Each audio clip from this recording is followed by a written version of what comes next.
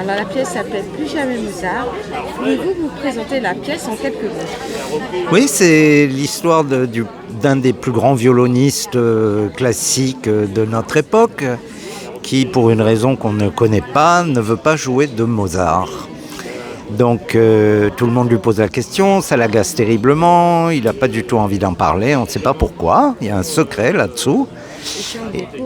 Et un jour, une journaliste arrive au bon moment, au bon endroit, pour que Paolo Levi enfin ouvre la boîte au secret. Le secret.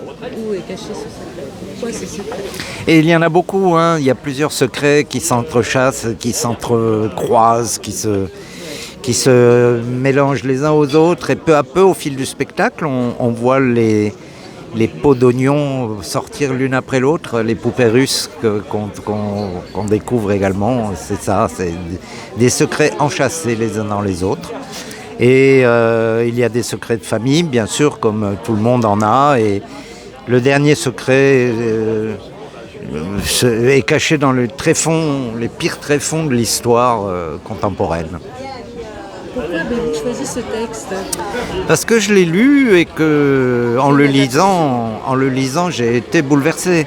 C'est un livre magnifique de Sir Michael Morpurgo, qui est un auteur extrêmement connu en Angleterre, très très connu, moins en France. On lit ses livres, on retient peut-être pas son nom, mais c'est un monsieur qui a écrit un nombre de livres magnifiques. Et lorsque j'ai lu son livre, qui en plus est très beau, très bien illustré, avec des aquarelles magnifiques, j'ai immédiatement... j'ai accroché immédiatement. Oui. Vous avez fait une adaptation? Oui, je l'ai énormément adapté parce que le livre est court. À la lecture, ça prend une demi-heure. Donc je me suis dit qu'avec uniquement la matière du livre, j'arriverai jamais à en faire un spectacle d'une heure minimum, ce qui est le format d'Avignon. Donc j'ai beaucoup rajouté de choses. En particulier, j'avais très envie de parler de Venise. Donc j'ai rajouté des choses que j'avais envie de dire. Voilà, j'avais envie de ça. J'avais envie aussi énormément d'entendre la musique dont on parle dans le livre, mais qu'on n'entend évidemment pas. Donc de faire entendre et de faire entendre du violon, qui est un instrument qu'on entend rarement solo comme ça. Surtout au théâtre, on entend de la guitare, du piano, de l'accordéon, mais on entend rarement du violon. Et j'étais très heureux d'avoir rencontré en plus Chrétien Fromentin, qui est un super instrumentiste, qui a appris à jouer la comédie avec nous et voilà, qui fait partie du spectacle avec nous. Comment avez-vous travaillé la musique? Alors, moi, je me suis contenté de trouver les musiques qui servaient notre propos au début, lorsque Paolo Levi rencontre la journaliste. J'avais envie qu'il délire, comme on dit, qu'il délire en parlant de la musique. J'avais envie qu'il délire en parlant de musique. Donc j'ai cherché un peu. Je suis fan de musique classique, je connais bien. Donc j'ai trouvé ces 3 morceaux qui m'intéressaient.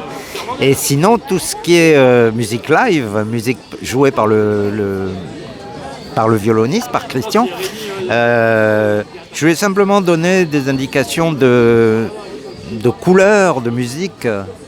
Et c'est lui qui s'est débrouillé après pour jouer ce qu'il aimait. Et c'est effectivement le cas, il joue vraiment ce qu'il aime, quoi. C'est de la belle musique qu'il joue, italienne. Qu'est-ce que vous voulez que le public retienne de cette pièce? La phrase qui revient régulièrement, c'est « Le secret est un autre nom pour le mensonge ». Et je trouve ça tellement juste, je trouve ça fait partie des retours qu'on a régulièrement. C'est nous aussi, on a mis longtemps à se débarrasser des secrets, les secrets de la famille. On a découvert qu'on avait des secrets. Enfin, tout ce qui touche à la psychogénéalogie, ça me passionne. Je trouve que tout le monde a son sac à dos plus ou moins lourd et pouvoir voir des gens qui s'en débarrassent, je pense que ça fait du bien. Une phrase pour donner envie de venir? Débarrassez-vous de vos secrets. Le secret est un autre nom pour le mensonge. Voilà, c'est ça ce qui compte surtout.